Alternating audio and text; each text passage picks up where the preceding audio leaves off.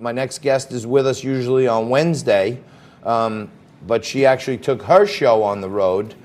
Zen Sams joins us now. Zen is a model and an actress. She's currently appearing in the feature film The Banker. Zen, you got so freaked out by this that you took your baby and you went to Canada. Is that right? Yeah, I mean, what a week this has been for us as well. So I'm a dual citizen, and I can come home to Canada anytime I choose, but I can also come back to the United States. And I decided that being cooped up in a small New York City apartment with two parents that now have to work remotely and a child that has to be homeschooled was absolutely impossible. I couldn't even conceive of the idea of having, being trapped in that apartment. So I decided to take the show to the road and got here Monday night, crossed the Canadian border.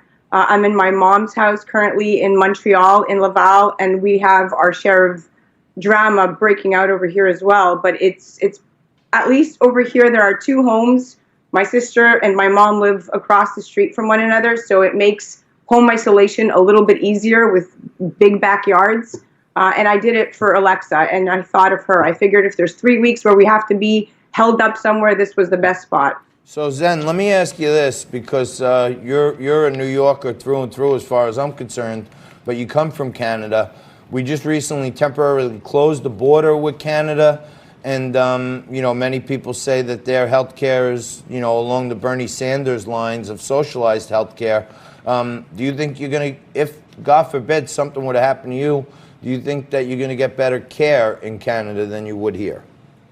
Well, that's a great question, John. And, I have private health care in the United States because that's my primary residence. But I will say that over here in Canada, the population compared to Canada's population is about 38 million. In the U.S., there's about 327 million people. So even with the healthcare system on the brinks of collapse at this point in the U.S., over here, things are being handled a little bit more methodically. People are pulling together where, there's not so many, an overwhelming need for hospital beds and respiratory machines just yet. Currently, as of 11:30 this morning, there were about 772 presumptive and confirmed cases in Canada, with 9 deaths and 11 listed as recovered.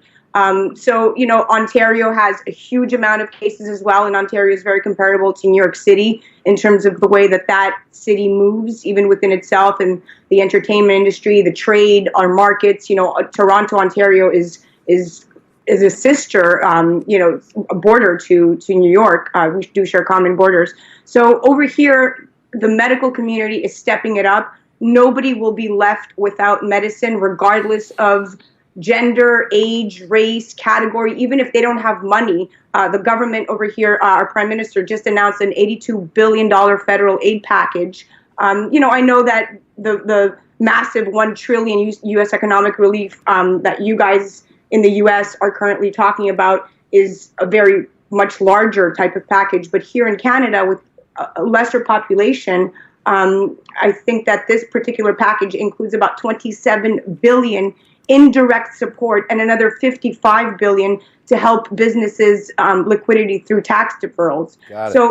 And they did this as quickly as they could, and they put it together essentially overnight. They're working overloads. The Public Health Agency of Canada said Wednesday that they almost had 54,000 tests that had been performed to date. Got it. I mean, that's a lot of tests. So Zen, I'm lucky today. We missed you this week, first of all. Thank you for Skyping in with us. But I'm lucky today because I have my own personal disaster mental health expert with me. Jennifer Boer-Cuevas is in studio with me today.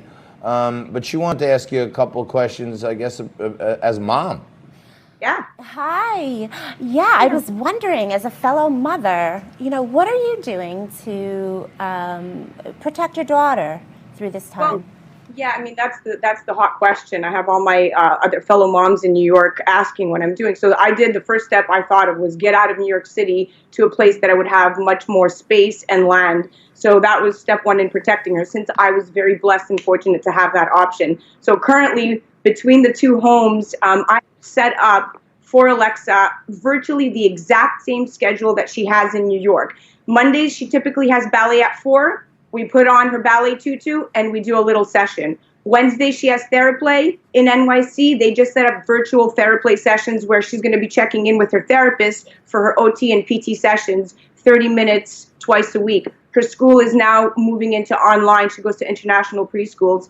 They have a Zoom account set up. So we are trying to keep life as normal as possible. We go around the block. We scoot around the block. I took her to the park. There was no one there. We didn't touch the playground, but we used an excavation kit that she received during her birthday. And we started digging up, the snow and kind of making something fun, even though there's nothing and no one around and it's just us. Wow. Zen, how honest are you being with Alexa about what is going on? I know with my own son, I'm trying to be as honest as possible, but sort of, leaving out some of the panic, just so that he doesn't become overwrought with anxiety. How are you handling it?